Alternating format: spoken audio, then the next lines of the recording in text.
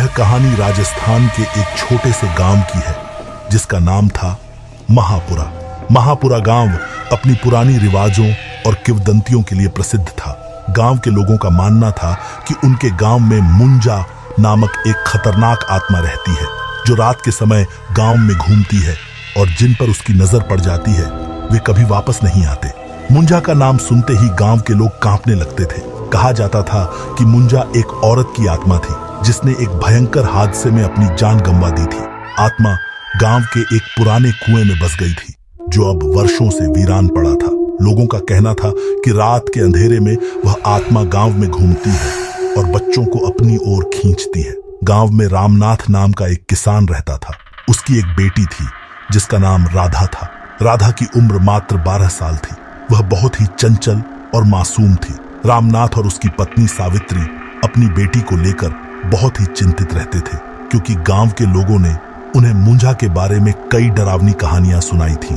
एक दिन की बात है, राधा गांव के अपने दोस्तों के साथ खेल रही थी। अचानक उसे गांव के उस पुराने कुएं की तरफ जाने का ख्याल आया। उसके दोस्तों ने उसे मना किया लेकिन वह नहीं मानी। वह कुएं के पास जाकर खेलने लगी। तभी अचानक उसे महसूस हुआ कि कोई उसकी ओर खींच रहा है। वह चिल्लाई लेकिन उसकी आवाज किसी ने नहीं सुनी। राधा धीरे धीरे उस कुएं की ओर खींचती चली गई और अंततः वह कुएं में गिर गई। राधा के कुएं में गिरते ही पूरे गांव में हाहाकार मच गया। गांव के लोग दौड़कर वहां पहुंचे लेकिन राधा का कोई अता पता नहीं मिला। रामनाथ और सावित्री का रो रो कर बुरा हाल था। गांव के बड़े बुजुर्गों ने उन्हें समझाया कि यह मुंजा का काम है और अब राधा को कोई नहीं बचा सकता। वह रात बहुत ही भयानक थी। रामनाथ और सावित्री सो नहीं पाए। आधी रात के करीब रामनाथ ने अचानक दरवाजे पर किसी के खटखटाने की आवाज सुनी। उसने दरवाजा खोला तो देखा कि सामने उसकी बेटी राधा खड़ी थी लेकिन वह राधा जैसी नहीं लग रही थी।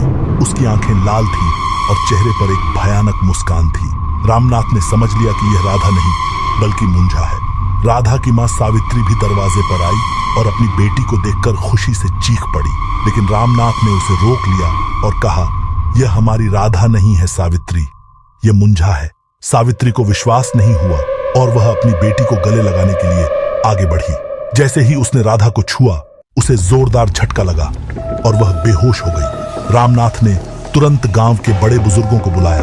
सभी ने मिलकर फैसला किया कि राधा को उस पुराने कुएं में वापस ले जाया जाएगा ताकि मुंजा की आत्मा को शांति मिले। गांव के लोग अपने धर्मगुरु के पास भी गए जो इस प्रकार की आत्माओं को शांत करने के लिए जाने जाते थे। धर्मगुरु ने बताया कि मुंजा को शांति दिलाने के लिए एक विशेष पूजा करनी होगी जिसमें उस कुएं को बंद करना और राधा की आत्मा की शांति के लिए हवन करना जरूरी है।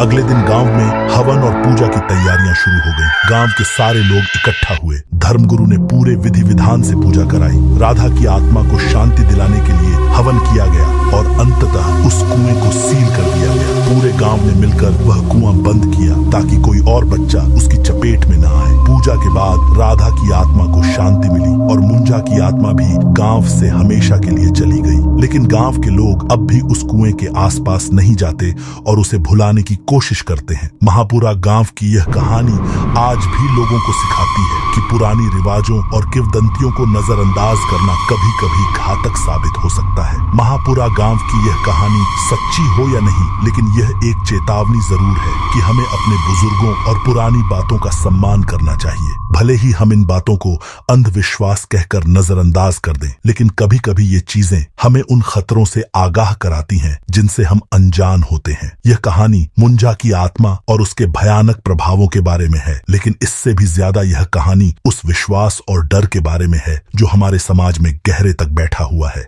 यह कहानी हमें सोचने पर मजबूर करती है कि क्या वाकई ऐसी आत्माओं का अस्तित्व है या यह सिर्फ हमारे मन का वहम है। सच्चाई जो भी हो लेकिन महापुरा गांव के लोग आज भी मुंजा के नाम से कांप उठते हैं और राधा की कहानी को कभी भूल नहीं पाते।